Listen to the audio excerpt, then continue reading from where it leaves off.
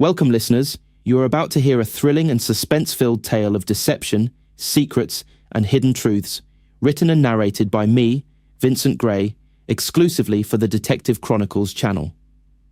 In this story, a missing manuscript leads Sherlock Holmes and Dr. Watson into a web of lies, betrayal, and a revelation that could shake the foundations of everything they thought they knew. Don't forget to subscribe, as you won't want to miss what happens next. Vincent Gray, Sherlock Holmes, The Vanishing Ink. The soft pattering of rain against the window pane was the only sound in the small room as Sherlock Holmes sat motionless in his armchair, a half-smoked pipe resting between his fingers. The warm light from the gas lamps bathed the room in a yellowish glow, casting long shadows that stretched across the floor and walls of 221B Baker Street. Beside him, Dr. Watson sat with a book open in front of him, though his attention was clearly not on the pages. Watson, who had seen Holmes in many moods, knew that his friend's mind was far from the trivialities of the moment. The detective was lost in thought, his eyes distant, his mind working on a case that, to Watson, remained as elusive as ever. Holmes's keen intellect, always sharp, seemed particularly acute this evening. His usually calm and distant demeanor was heightened by something that hovered just beneath the surface. Watson had known Sherlock for years, and though his friend's tendencies toward emotional detachment were well established, there was an underlying current of tension tonight. Holmes's usually composed face revealed the faintest of frowns as he turned a small, nondescript letter over in his hands for the third time. "Holmes," Watson ventured, looking up from his book with a furrowed brow. "You've been examining that letter for the better part of an hour. What's on your mind?" Holmes looked at Watson, his expression briefly flickering with something unreadable.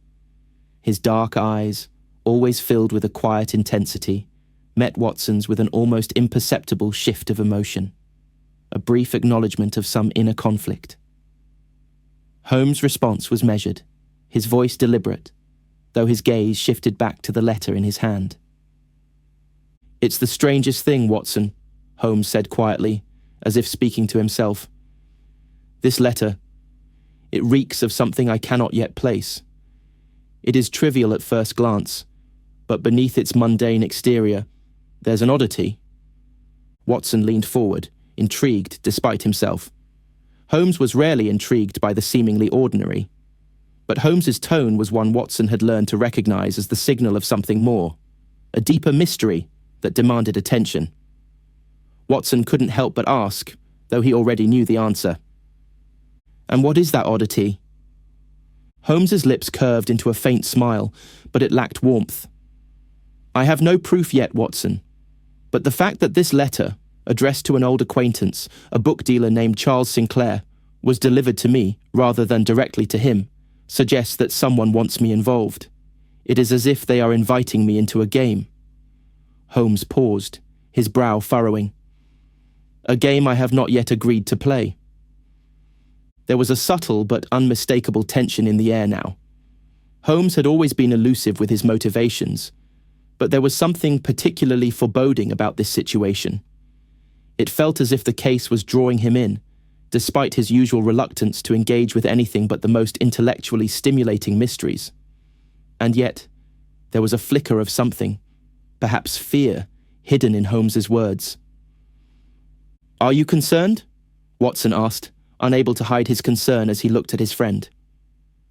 Holmes did not immediately respond. Instead, he turned the letter over once more, as if looking for something hidden. His mind worked through the possibilities, the calculations, and then, with deliberate care, he set the letter aside. He stood, the movement swift and almost imperceptible. "Perhaps it is time to pay Sinclair a visit," Holmes said, his voice now colder, more distant. "But first, Watson, I have a hunch. A hunch that this case will not be solved with logic alone. There is something personal behind this, something hidden in the shadows. And if I am to solve it, I must not allow myself to be consumed by my own fear of failure." The confession hung in the air, unspoken, but felt by both men. Holmes's fear of failure, The one emotion that so often eluded even Watson's perceptive eye was now plainly present. The great detective, whose brilliance had solved innumerable cases, was not immune to the weight of his own doubts. "You are not alone in this, Holmes," Watson said gently, setting his book aside and standing to join his friend. "Whatever the case may be, I will stand with you." Holmes gave Watson a curt nod, acknowledging his words, but offering no further explanation. His mind had already shifted, the mystery calling to him with increasing urgency. Watson, ever the loyal companion, followed Holmes out of the apartment, his thoughts racing. What was it about this case that had triggered such a rare moment of vulnerability in his friend? He could only guess. As the two men descended the stairs and stepped out into the cool, damp evening, the rain had not let up. The streets of London were cloaked in mist, the gas lamps flickering softly against the night. Holmes's silhouette, sharp and determined, cut through the haze as they made their way toward the carriage awaiting them. Watson, his mind still preoccupied with the unsettling shift in Holmes's demeanour, struggled to shake the unease that had settled in his chest. Something was different about this case. Something far more complex than even Holmes had anticipated. And as they made their way through the shadowy streets, neither man could have foreseen just how deep the mystery would run, nor how much it would demand from them both. The carriage rumbled through the fog, its wheels cutting a steady path through the slick streets of London. The rhythmic clatter of hooves against cobblestones was the only sound to pierce the quiet evening, as if the city itself held its breath in anticipation of what was to come. Holmes sat across from Watson, his posture still rigid, his sharp gaze lost in thought. The faint glow of the street lamps outside flickered through the thick mist, casting fleeting shadows that danced upon the interior of the carriage. "Do you suspect anything about this Sinclair fellow?" Watson asked, his voice low, as though afraid to disturb the atmosphere that seemed to enclose them both. Holmes's eyes narrowed slightly, though his face remained otherwise impassive. "The man is hiding something, Watson. I do not trust him. The letter he sent me, though courteous enough, reeks of desperation, disguised under the guise of polite formality. He wishes for my involvement, but not merely to solve a simple case. There is something far more personal at play here." Watson nodded, his mind turning over the few details they had thus far. Holmes rarely spoke with such certainty without first testing the waters of suspicion. If Holmes had a gut feeling about the man, it was wise to heed it. As the carriage rounded a corner, the silhouette of a large, weathered building emerged from the fog, an old bookshop that seemed to absorb the light from the outside, casting its long, dark shadow over the street. The sign above the door read, "Sinclair's Rare Books," in elegant, fading letters. It was not an imposing place, but there was a quiet grandeur to it, the kind that suggested its owner had an affinity for the finer things in life. The shop was one of many old businesses in the district, its time-worn facade marking it as a relic of another age. The driver pulled the carriage to a stop, and Holmes and Watson disembarked, their boots sinking slightly into the wet pavement. A cold wind blew through the street, carrying with it the scent of damp earth and aging leather. They were met at the door by a thin man, dressed in a dark suit with a pinstriped vest. His face was gaunt, almost too sharp for comfort, his eyes too wide, as though constantly searching for something unseen. His movements were quick and nervous, betraying a sense of unease that didn't quite align with the formalities of his attire. "Mr. Holmes, I presume?" the man asked, his voice shaky but polite. He gave a slight bow, his hands wringing the fabric of his trousers. "I am—" "Charles Sinclair, I assume," Holmes interrupted, his gaze already sweeping over the man. There was something off about him, something that did not sit right in the quiet of the evening. Perhaps it was the glint of fear behind his polished exterior, or the fact that he appeared far too eager to be in the presence of the detective. "Yes, indeed," Sinclair stammered, as if relieved that Holmes had spoken first. "Please, come in. I have prepared a small space for you to examine the manuscript, and we can discuss the matter in greater detail." Holmes and Watson exchanged a brief glance before stepping into the shop. The interior was dimly lit, shelves lined with rare volumes and fragile tomes that whispered of years of history. The scent of old paper and ink lingered in the air, a subtle but ever-present reminder of the nature of Sinclair's business. The bookshop was a labyrinth of dark corners and towering stacks of books, with narrow aisles that seemed to beckon exploration. Each shelf, laden with works of antiquity, was meticulously organized, yet there was a sense that things were not quite where they belonged. Books that had clearly been handled recently lay in disarray, as though someone had been rifling through them in haste. Sinclair led them to a small, secluded room at the back of the shop, its door creaking open with a reluctant groan. Inside, there was a display case in the center of the room, surrounded by tall, imposing bookshelves. The case was empty. Holmes's eyes immediately fell upon it, taking in the absence of the manuscript without a word. He stood before the case for a long moment, his gaze flickering over the faint marks left on the velvet lining, the delicate scratches upon the glass, and the subtle indentation in the wood. There was no sign of forced entry, but the emptiness was telling. Something had been removed, and not carefully. Holmes finally spoke, his voice cutting through the stillness of the room. "Where is it, Sinclair?" The book dealer flinched, his fingers tightening around the edge of the display case as though holding onto a lifeline. It was there. I swear it. I only noticed it missing this morning. It is the manuscript, the one I told you about in my letter." Holmes turned his gaze from the empty case to Sinclair's face, his expression unreadable. "I see. And how precisely did it disappear, Mr. Sinclair?" I don't know." Sinclair's voice cracked, betraying the stress in his voice. I keep the shop locked at night. The manuscript was kept in this very case, which has only one key. He paused, taking a shaky breath. "I do not understand how this could have happened."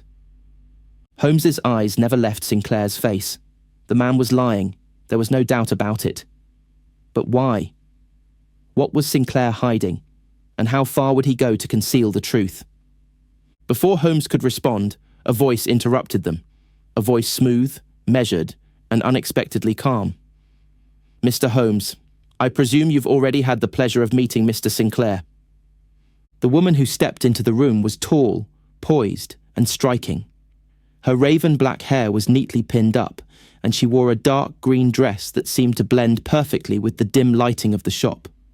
Her expression was one of cool detachment, but her sharp, intelligent eyes fixed upon Holmes with a curious, almost calculating gaze.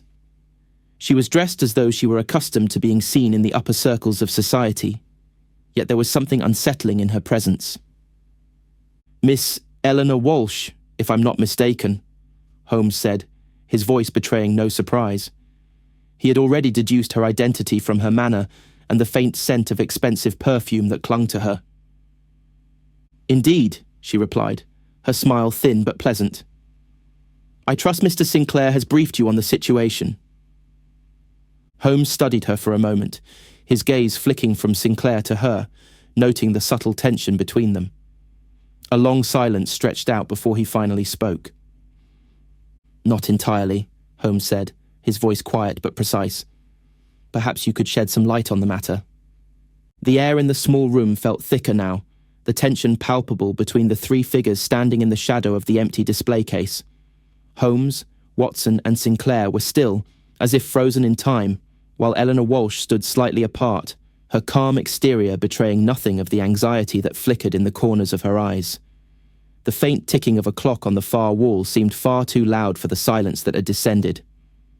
Holmes's gaze shifted slowly from Sinclair to Eleanor, his mind processing the subtle details that others might miss. The room itself, dark and musty with age, seemed to close in around them, as though the very walls were watching.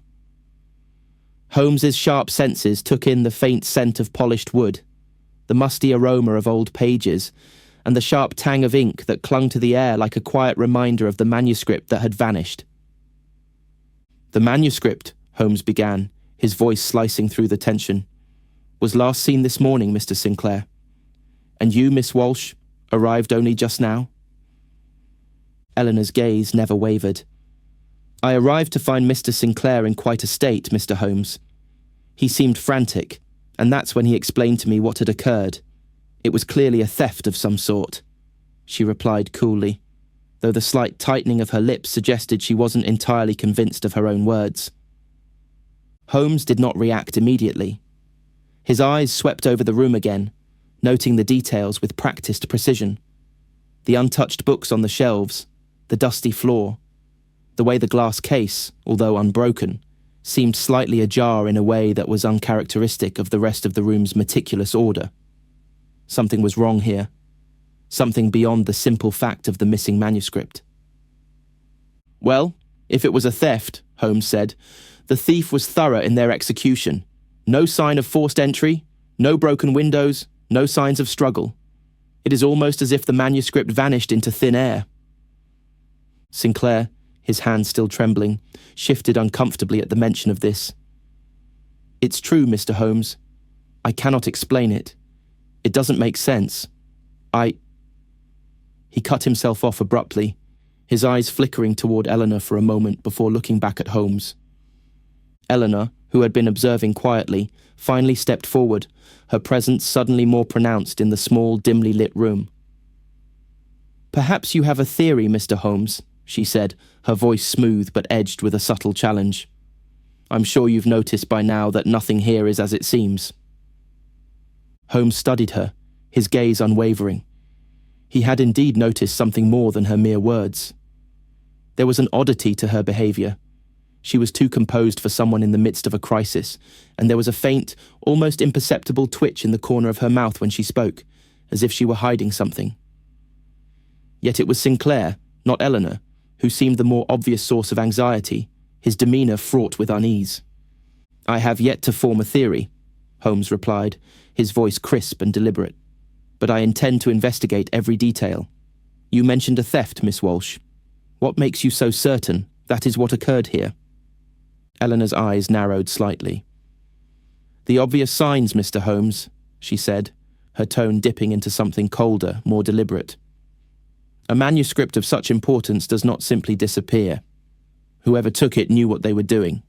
The theft is only part of the story. I am certain of that." Holmes absorbed her words, but his mind was already far ahead of her. "A theft?" Certainly. That was the most straightforward explanation, but it didn't feel quite right. If someone had stolen the manuscript, why leave such a tidy crime scene behind? No, the puzzle was more complicated than it appeared on the surface.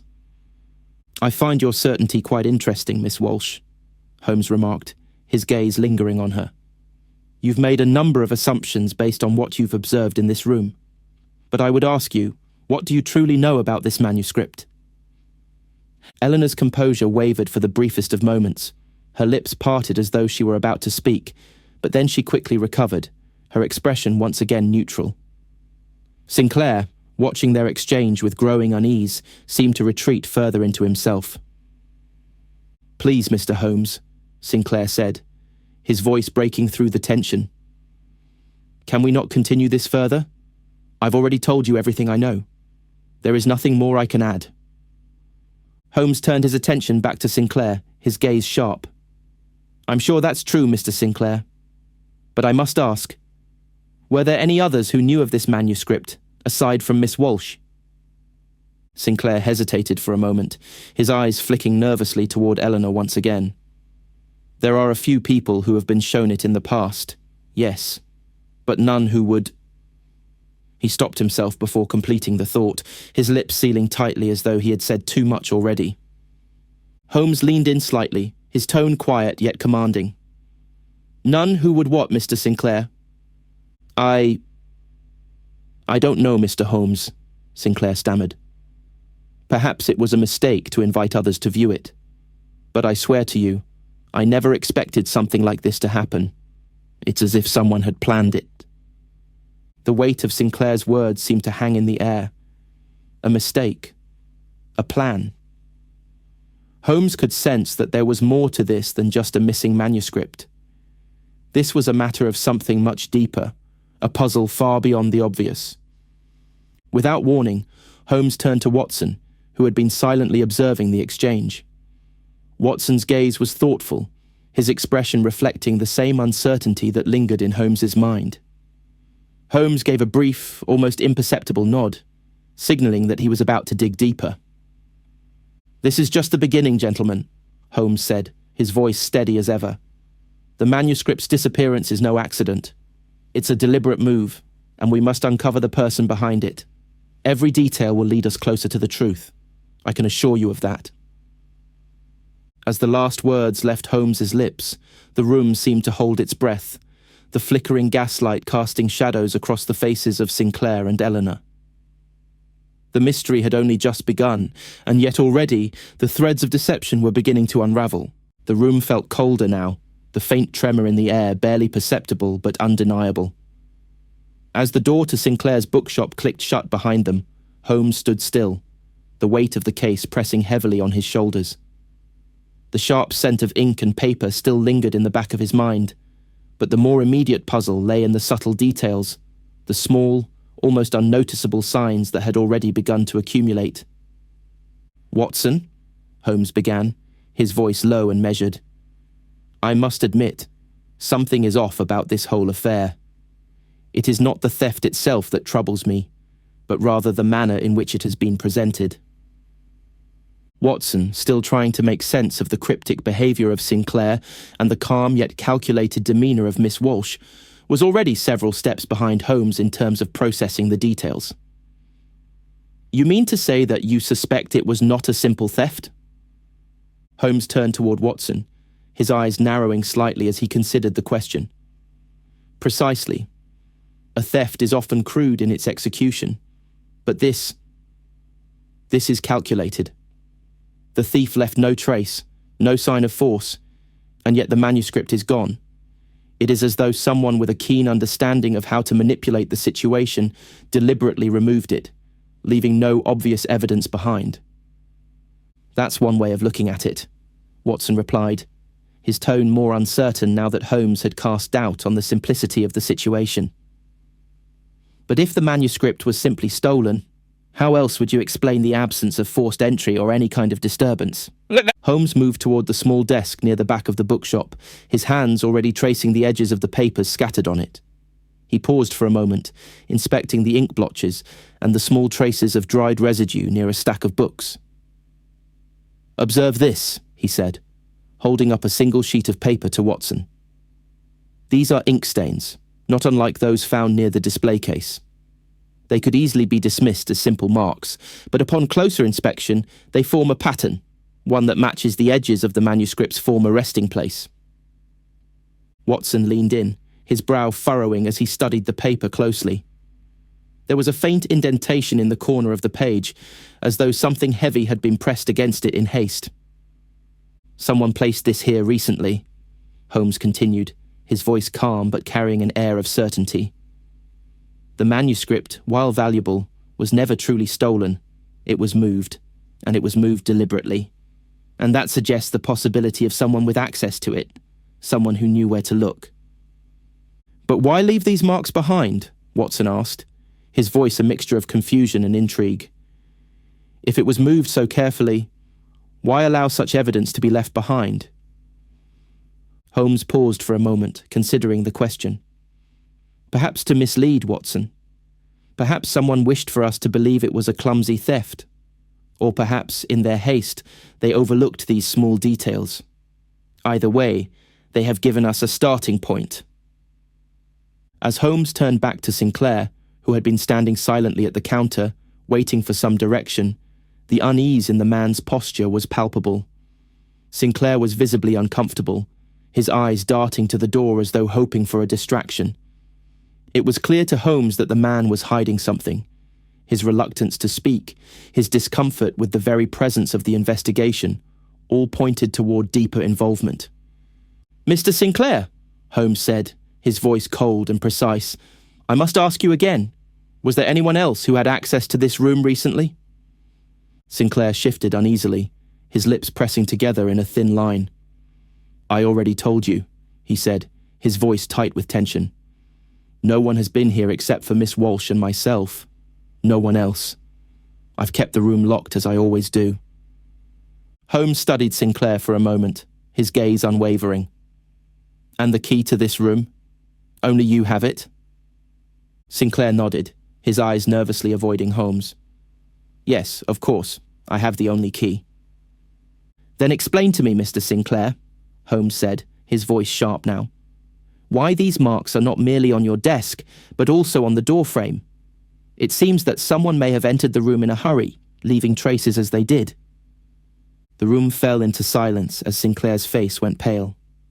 For a brief moment, the book dealer appeared caught in a trap of his own making. His hands shook, and he opened his mouth, as if to speak, but no words came out. Watson, ever perceptive, exchanged a glance with Holmes. There was something in the air, something that felt like the calm before a storm. Sinclair's defensiveness, his two perfect responses, and now his blatant fear spoke volumes. I don't know what you're referring to, Mr. Holmes, Sinclair finally stammered. I've never noticed any marks on the door, certainly nothing to suggest someone entered. Yet here they are, Holmes interrupted, his voice like ice. And they are not merely stains from a careless moment. They are deliberate. Whoever took the manuscript knew exactly where to look. Sinclair's face turned a shade whiter, and for the first time, his discomfort seemed genuine. He backed away from the counter, pressing his hands to his temples as though the weight of his own secrets had become too much to bear. Holmes turned toward Watson and nodded subtly, signaling him to continue the search for further clues. As Watson moved to the other side of the room, Holmes kept his focus on Sinclair, his mind racing through the possibilities. Mr. Sinclair, Holmes continued, his voice unwavering, you mentioned a rival book dealer earlier, a man named Geoffrey Merton. Is it possible that Merton had any knowledge of this manuscript? Sinclair's response was immediate and defensive. Merton? No, absolutely not. He has no interest in such things. He is not the kind of man who would stoop to such underhanded tactics. Holmes raised an eyebrow. Are you certain of that? You see, Mr. Sinclair, the disappearance of the manuscript is only the surface of this case. There are deeper currents at play here, and I will find them, whether you choose to help me or not. Sinclair looked as if he were about to say something more, but the words seemed to stick in his throat. Instead, he fell silent, and Holmes knew he had already begun to unravel a key piece of the puzzle. The early afternoon sunlight struggled to break through the layers of fog that clung to the city like a damp cloak. It cast faint shadows over the cobblestone streets as Holmes and Watson walked in silence toward their next destination. Their footsteps echoed in the narrow alleyways, the only sound breaking the quiet stillness of the fog-clad streets. Holmes was deep in thought, his expression unreadable, while Watson observed the subtle shifts in his friend's demeanour. They had already made their way through Sinclair's bookshop and gathered their initial clues, but the mystery had only grown deeper, and the layers more complex. The tense atmosphere that had hung in Sinclair's shop now seemed to follow them through the streets. The absence of the manuscript, coupled with the subtle tension between the book dealer and Miss Walsh, left Watson with more questions than answers. What had truly happened to the manuscript? And why did the two suspects seem to be hiding something from Holmes? As Holmes had already hinted, this was no ordinary case. It was far more intricate than a simple theft. We must speak to the other people connected to the manuscript, Watson. Holmes finally broke the silence, his voice steady, but laced with a certain undercurrent of urgency. Someone must know more about its disappearance, and I suspect that it will not be long before the truth reveals itself. Watson nodded, though his mind was still racing with the details of their earlier conversation. He had never seen Holmes so consumed by a case, and the detective's unwavering focus only added to the weight of the investigation. Their first stop was the office of Geoffrey Merton, the rival book dealer that Sinclair had reluctantly mentioned. Holmes's keen intuition had already pointed to Merton as a possible link to the disappearance, but the true nature of their connection was still unclear. The office, when they arrived, was located in a less reputable part of London. The exterior of the building appeared weathered, its brick facade crumbling in places, giving it a dishevelled appearance that mirrored the state of its owner. Holmes knocked sharply on the door, and after a brief pause it swung open to reveal a man of medium build with a grim, weathered face. His dark eyes narrowed slightly as he studied Holmes and Watson, his expression not welcoming but neither hostile. "Mr. Merton?" Holmes asked, his voice polite but assertive. "I am Sherlock Holmes, and this is Dr. Watson. We would like to speak with you regarding the disappearance of a manuscript that once belonged to Mr. Charles Sinclair." Merton studied them for a moment longer, his gaze flickering to the side as though considering his response. He stood in the doorway for a moment longer than necessary before stepping aside to allow them entrance. "Come in," Merton muttered, his voice rough. "I've no interest in keeping secrets, but I don't know how much help I can be." The room inside was cramped and cluttered, with shelves stacked high with books, many of them appearing to have been carelessly arranged. The faint odour of old paper, tobacco, and ink filled the air, and the dim light from a single window cast uneven shadows on the walls. It was a stark contrast to Sinclair's more polished shop, and it immediately put Watson on edge. There was something about Merton's office that felt neglected, as if its owner were more interested in the pursuit of profit than the care of his wares. Holmes wasted no time in getting to the point. "Mr. Merton, we understand you are a rival to Mr. Sinclair in the rare book market. May I ask what, if anything, you know about the manuscript he recently acquired?" Merton stiffened at the mention of Sinclair's name, a slight flicker of irritation passing through his eyes. He crossed his arms, his expression growing guarded. "What does Sinclair have that I want?" he muttered. "I've had dealings with him before, but I assure you, I had no interest in his recent acquisitions." Holmes's sharp gaze did not waver. "Perhaps not. But it has come to our attention that you and Sinclair have had disagreements in the past. Disagreements, I should add, that involved matters of rare books and, more specifically, manuscripts of considerable value." Merton's eyes flickered, and Holmes caught the subtle shift in his posture, a slight tightening of his shoulders. Watson, ever observant, noticed it as well, and exchanged a brief glance with Holmes. "Disagreements, yes, but nothing more than a matter of business," Merton said, his voice now tinged with annoyance.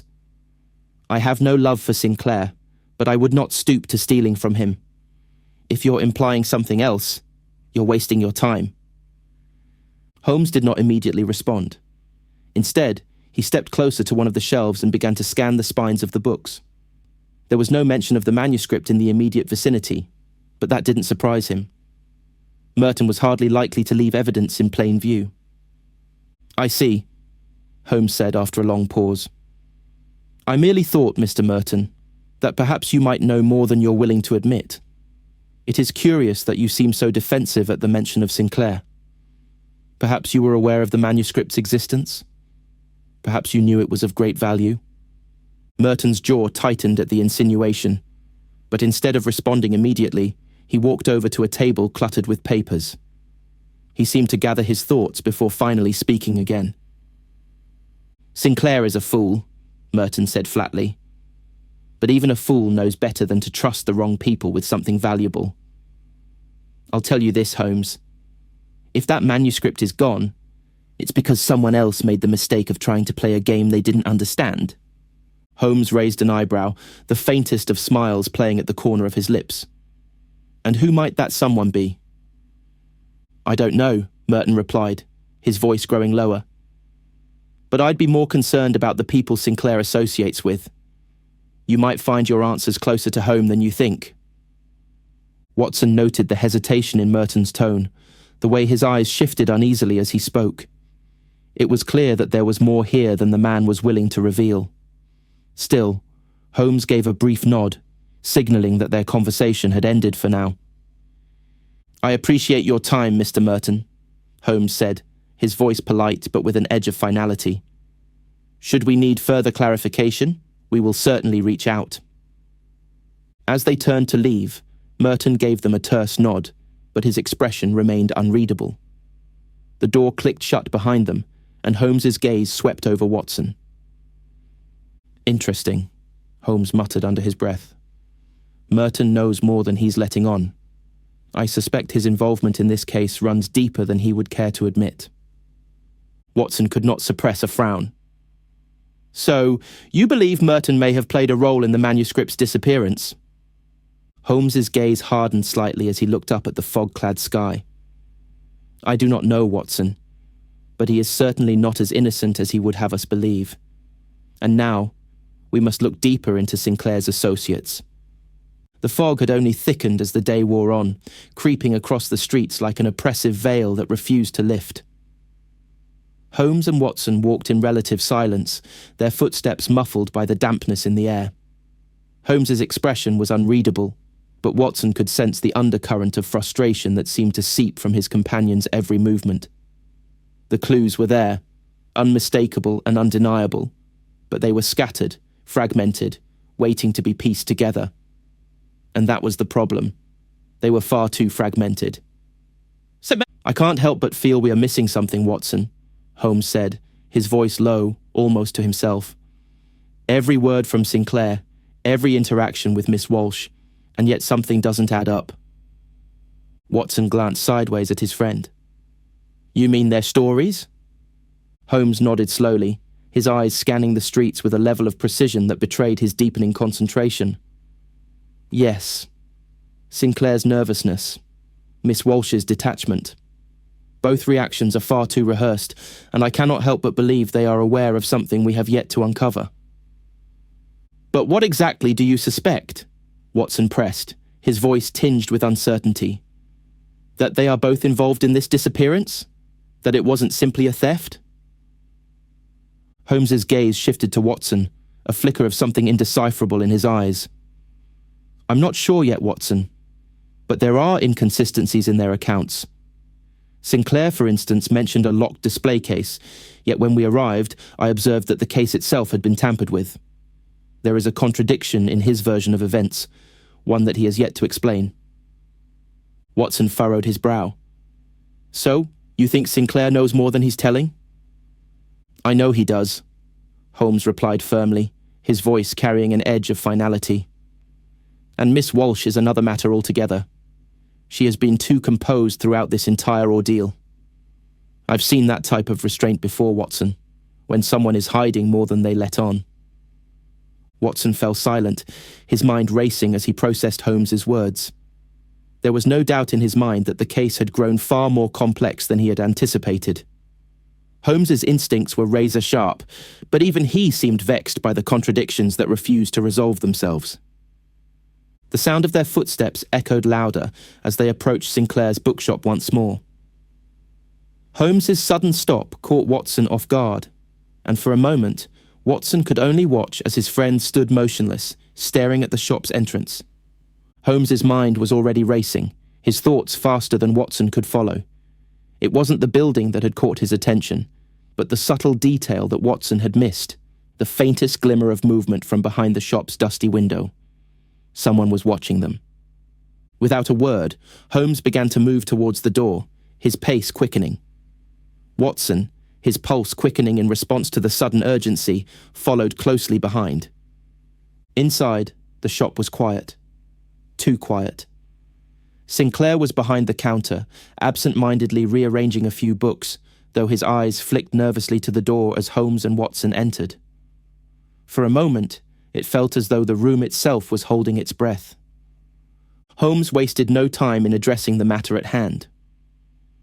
Mr. Sinclair, he began, his voice sharp, I would like to speak with you again, if you don't mind. Sinclair looked up, his expression flitting between nervousness and defiance. I've already told you everything I know, Mr. Holmes, he said, his voice tight. Holmes leaned forward slightly, his gaze narrowing. I beg to differ, Mr. Sinclair. There is something more you aren't telling us. For a long moment, Sinclair did not respond. The tension in the room was palpable, the faint rustling of papers on the counter, the only sound breaking the silence. Finally, Sinclair let out a sigh, as if the weight of his own secrets had become too much to bear. I told you everything I knew, he repeated, though his voice held none of the conviction it had earlier. The manuscript disappeared, and I have no idea how. There was no one in the shop, no one who could have taken it. Holmes's eyes remained fixed on Sinclair, his mind processing the inconsistencies in the man's story. "You are lying, Mr. Sinclair," he said, his voice cutting through the silence. "There is no other explanation for the marks on the doorframe or the indentation in the case. You are hiding something, and it is time you revealed what that is." Sinclair's face grew pale, the sweat on his brow now evident. He opened his mouth to speak but seemed unable to form the words. His trembling hands fidgeted with a piece of paper on the counter, the crumpled edge betraying the anxiety that simmered just beneath his carefully composed facade. "Mr. Holmes, Sinclair's voice faltered, and then he stopped, shaking his head as though trying to rid himself of the very thought that had crossed his mind. It was then that the door opened and Miss Walsh entered the shop, her presence as commanding as ever. She moved with purpose, her gaze immediately locking onto Holmes as she stepped forward. Her eyes were sharp, calculating, though there was something more in her expression now, a hint of something darker. "Mr. Holmes," she said, her voice cool but tinged with an undercurrent of irritation. "I see you've returned for more answers. I must insist that we end this investigation now. Mr. Sinclair has already answered your questions." Holmes turned his attention to her, his expression unreadable.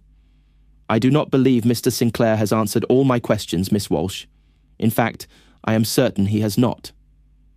The subtle shift in her expression told Holmes that she was aware of something he did not yet understand. Her lips pressed into a thin line as she looked from Holmes to Sinclair and then back again, her gaze flickering with something Holmes could not quite place. "You're not the only one hiding something, Mr. Holmes," she said softly, her voice a touch more brittle than usual. "I'm certain you've realized that by now." Holmes's gaze hardened as he took in her words. This was no longer a simple case of missing property. This was something far deeper, far more complicated. There was a web of lies being spun before him, and it was beginning to unravel. "You're right, Miss Walsh," Holmes said, his voice low but carrying an undeniable edge.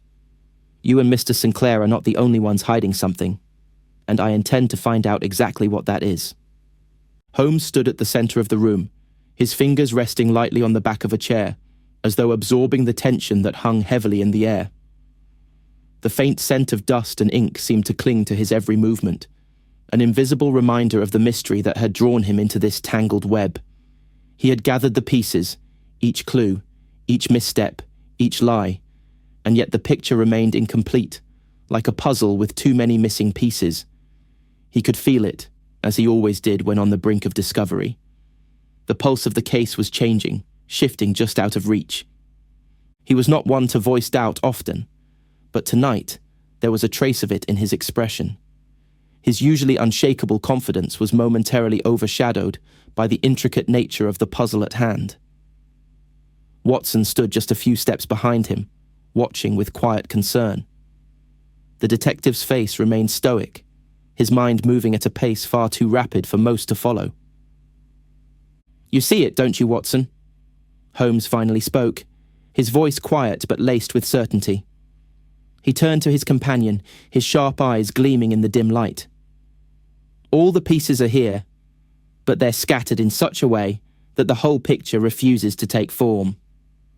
Watson, though not as adept at deciphering the finer details of Holmes's work, had come to recognize the patterns in his friend's behavior. He had seen it before, the way Holmes would retreat into himself, wrestling with the chaos of a case until his mind could bring order from the confusion.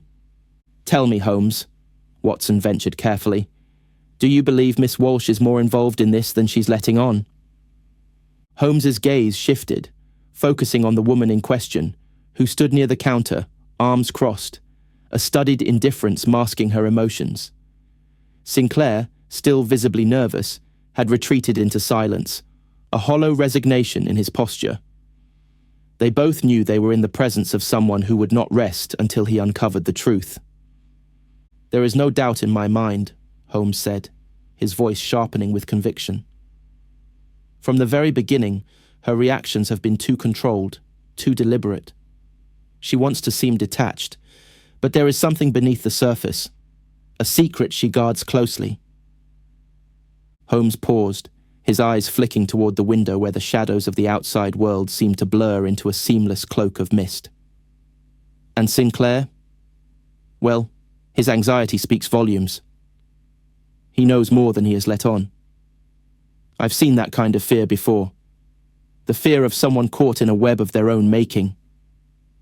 The detective's mind worked at a frenzied pace, piecing together the disparate threads that had led him here. The ink stains in Sinclair's shop, the inconsistencies in their stories, the evasive behaviours, all of it pointed toward a singular conclusion.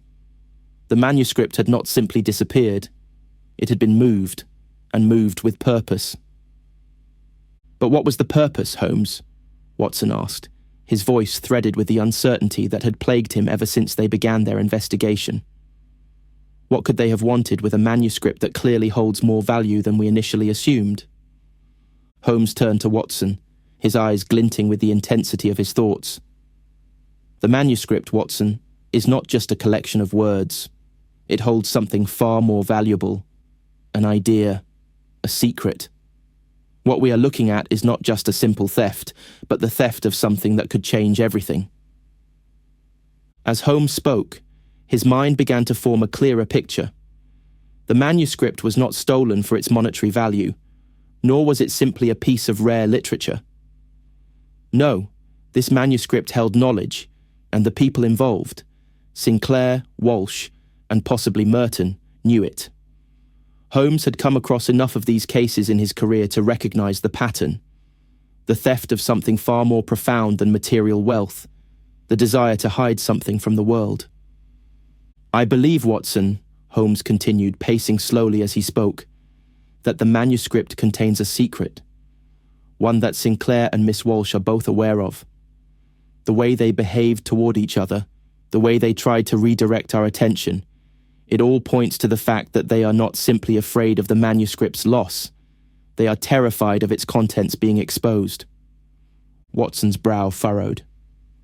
So, you're suggesting that they were not merely accomplices in the theft, but that they have been complicit in something deeper? Something beyond the manuscript? Holmes stopped pacing and turned toward Watson, his eyes narrowing in that way they always did when he had made a critical observation. Exactly. This is not just a matter of a stolen manuscript. It is a matter of power, of knowledge that could unravel things much bigger than any of us realize. He paused for a moment, collecting his thoughts, before speaking again. I suspect that the manuscript contains something of great historical significance, perhaps a letter, a code, or an equation, something that could shift the balance of power in the right hands. Watson, still processing Holmes's words, let out a slow breath. So, you believe they were trying to hide this knowledge, either to protect themselves or to keep it from falling into the wrong hands? Holmes nodded, his eyes still focused on the puzzle in his mind. That is what I believe. And now, Watson, it is time to follow the breadcrumbs that will lead us to the truth. The detective's fingers began to work at a rapid pace, his mind connecting dots and drawing conclusions faster than Watson could follow. Holmes's face had taken on the calm intensity that always preceded a breakthrough. Sinclair knew what was in the manuscript, and he was not willing to part with it, regardless of the price. Miss Walsh, on the other hand, knows that Sinclair cannot protect it alone. Her motives are not as clear, but I suspect her involvement runs deeper than she is letting on. Watson's mind raced, but before he could speak, Holmes had already moved on, his thoughts no longer staying still. I am certain now, Watson. This is no mere theft. This is a matter of greater stakes than we could have ever imagined. There was a pause, a fleeting moment in which Holmes allowed his thoughts to settle, and in that moment, Watson could see the weight of the case bearing down on his friend. Even Holmes was not immune to the strain of it all. His brow was furrowed, his expression tense, but his determination burned brightly in his eyes.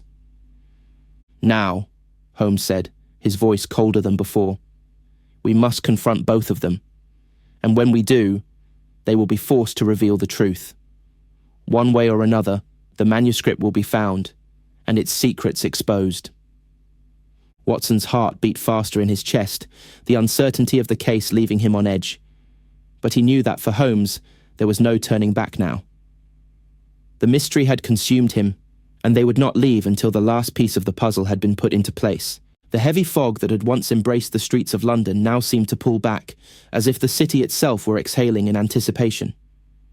The air was dense with expectation, and every step Holmes and Watson took towards Sinclair's bookshop felt charged with an unseen force. Holmes's pace was measured, his mind already several steps ahead, as it always was, while Watson walked beside him, his thoughts still turning over the complexities of the case. They had gathered the pieces, disjointed and scattered, but now, in the stillness of the evening, they were ready to put them together. Holmes had always been relentless in his pursuit of the truth, and this case was no different. The manuscript, the lies, the subtle betrayals, it was all leading them to one place, one final revelation. As they arrived at Sinclair's shop, Holmes paused for a moment, his sharp eyes scanning the windows before turning toward Watson. The silence between them had become an almost palpable thing, a space filled with tension, both from the investigation and from the knowledge that they were moments away from uncovering something far deeper than either of them had anticipated. "Are you ready, Watson?" Holmes asked, his voice low, yet tinged with an unmistakable calm. Watson, feeling the weight of the moment, nodded. "I suppose we'll soon have all the answers." The door to the shop creaked open, its faint sound seeming to echo far louder than it should. Sinclair was at the counter, a book in his hands, his back turned as Holmes and Watson entered. For a moment, there was an eerie stillness in the room, as though the very air around them held its breath. "Mr. Sinclair," Holmes said, his voice carrying a weight that made the air seem denser. "It's time." Sinclair turned, his face pale, his eyes darting nervously between Holmes and Watson. His earlier confidence had all but vanished, replaced by a hollow desperation. He had known this moment was coming, had known they would press him for the truth. But now that it was upon him, he seemed as though he were shrinking from the inevitable. I've already told you everything," Sinclair stammered, his voice strained, and his eyes shifting toward the back of the room where the display case still sat, now vacant. "I don't know what you want from me." Holmes took a step forward, his presence commanding. "You've told us lies, Mr. Sinclair, and I'm afraid it's time to stop hiding behind them."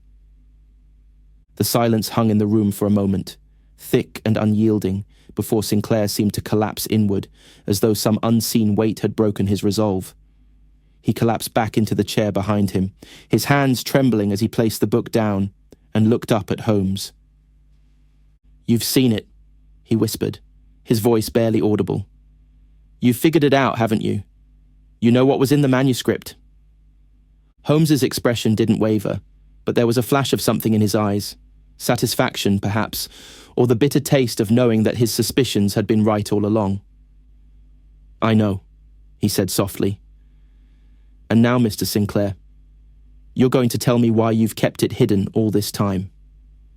Sinclair let out a shaky breath, his eyes fluttering closed as though the mere thought of the manuscript's contents was enough to drive him to despair.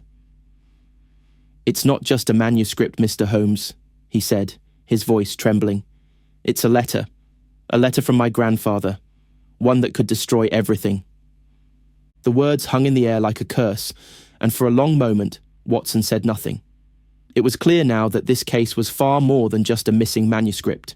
It was a tangled mess of family secrets, betrayal, and an ancient letter that threatened to shake the very foundations of Sinclair's life. Holmes stepped closer, his eyes never leaving Sinclair's face. "What does it say, Mr. Sinclair? What could be so devastating that you would go to such lengths to keep it from the world?" Sinclair's eyes were distant, lost in a memory that seemed too painful to bear. "My grandfather, he was not the man everyone thought he was. The letter, it contains the truth about a crime he committed, one that, if revealed, would ruin everything. His reputation, the family name, everything. I couldn't let that happen. I had to protect his legacy."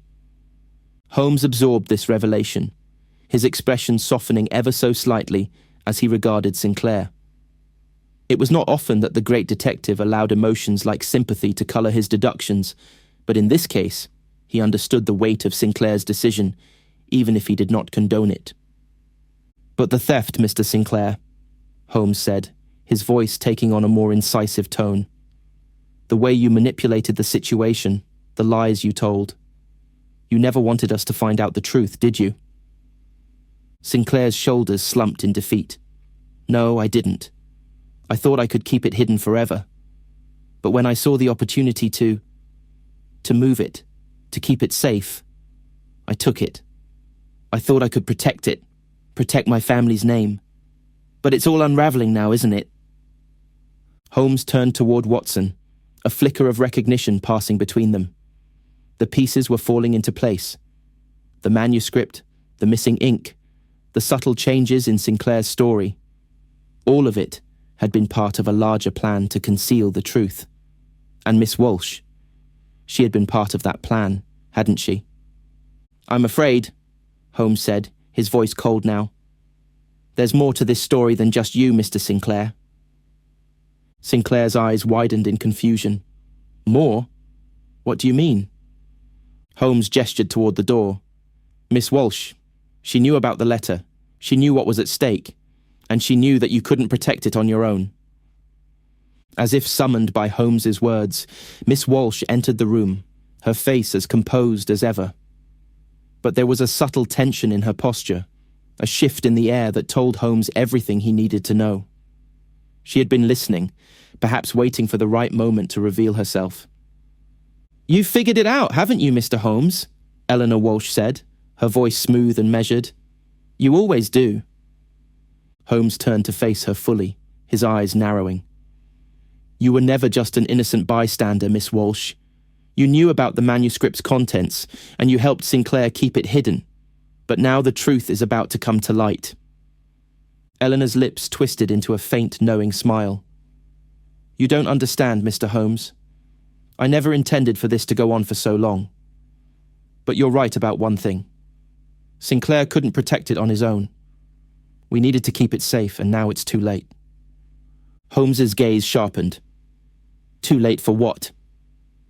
"Too late," Eleanor whispered, "to prevent the truth from coming out." In that moment, as the fog continued to swirl outside and the tension in the room reached its peak, Holmes understood. The letter was not merely a personal secret. It was a catalyst, one that would have ramifications far beyond Sinclair's family. The crime, hidden for so long, was about to be exposed, and with it, the carefully constructed lives of those involved. "Mr. Sinclair," Holmes said softly, "it's over. The manuscript, the letter, it will be revealed whether you like it or not. And the truth will come to light." Sinclair closed his eyes, the weight of his guilt pressing down upon him like a physical force. He had tried to protect the family's name, to preserve a legacy built on lies. But now, the truth would be its undoing. Holmes turned away, his mind already moving ahead to the next step in the investigation. The case was solved, but the consequences were only just beginning. The air outside was thick with mist, as Holmes and Watson walked away from Sinclair's shop, their footsteps echoing through the damp streets. The rain had begun to fall again, gently at first, but soon turning into a steady downpour that soaked through their coats. Despite the chill, neither man seemed to mind the weather. The tension that had clung to them for the duration of the case had finally dissipated, leaving only the quiet hum of the city and the faint taste of resolution in the air. Holmes walked a few steps ahead, his face inscrutable, though there was a certain weariness in his gait now. He had unravelled the mystery, revealed the truth behind the missing manuscript, but there was no sense of victory in his demeanour. There was only the quiet satisfaction of a job completed, and the unspoken understanding that no matter the outcome, the burden of truth always came with a cost. Watson, who had been silently observing his friend, finally spoke. "It's over, then?"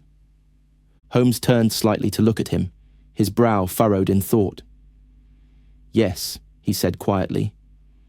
"The letter, the manuscript, It will now be part of the public record. The truth will come to light, and Sinclair will face the consequences of his actions. There was a brief pause before Watson spoke again, his voice tinged with a quiet reflection. It's a strange thing, isn't it? The way people go to such lengths to hide their secrets. Sinclair, Miss Walsh.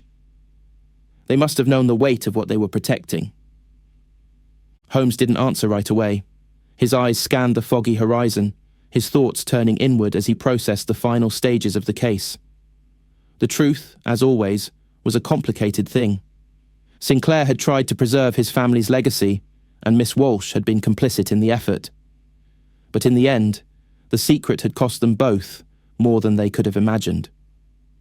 The manuscript, the letter, hadn't just been a piece of valuable literature. It had been a time bomb, one that threatened to destroy everything if it were ever exposed. "We all have our reasons for hiding the truth, Watson," Holmes finally said, his voice tinged with a kind of quiet wisdom. "But some secrets are too dangerous to keep, and in the end, they will always find a way to reveal themselves." They continued walking, the sound of the rain blending with the rhythmic clattering of their footsteps. Watson glanced at Holmes, noting the deepening lines around his eyes, the subtle fatigue that had settled into his friend's posture. For all of Holmes's brilliance, there were times when the weight of the world seemed to rest on his shoulders, and Watson knew that the toll of this case would stay with him for some time. "Do you think it was worth it?" Watson asked after a moment, his voice softer now, as though he were asking more than just about the case. "The truth, I mean. The consequences of exposing it." Holmes's response was slow, measured. "The truth always comes at a price, Watson, but it is the price we must pay if we are to live with ourselves.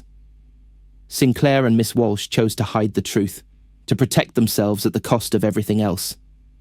In the end, the truth found its way to the surface, as it always does. It is not always pleasant, but it is always necessary." They reached a small cafe, tucked away from the main street, its warm light spilling out onto the wet pavement. Holmes paused, glancing over at Watson, who raised an eyebrow in silent inquiry.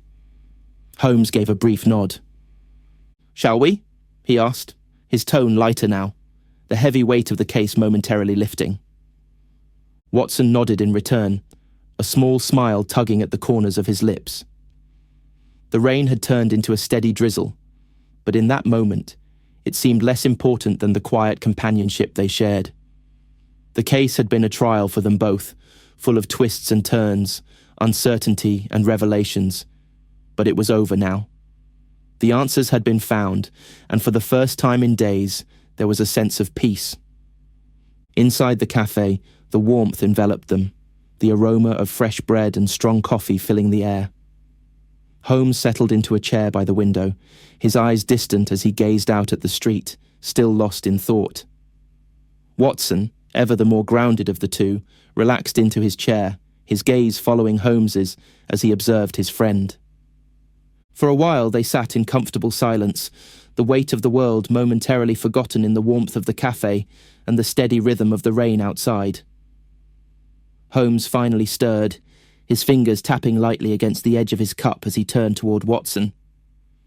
"I suppose," Holmes said, his voice carrying a hint of amusement now, "we shall have to wait for the next case to come along."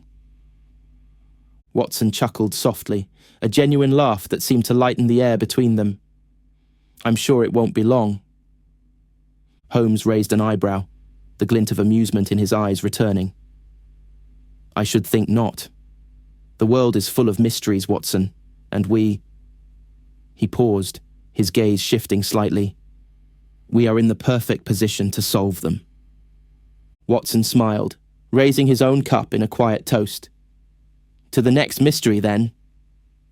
Holmes clinked his cup against Watson's, the sound of the small porcelain meeting echoing briefly in the quiet cafe. The case was behind them now, but there would always be more. Always more questions to answer, more truths to uncover. And for Sherlock Holmes, that was a life worth living.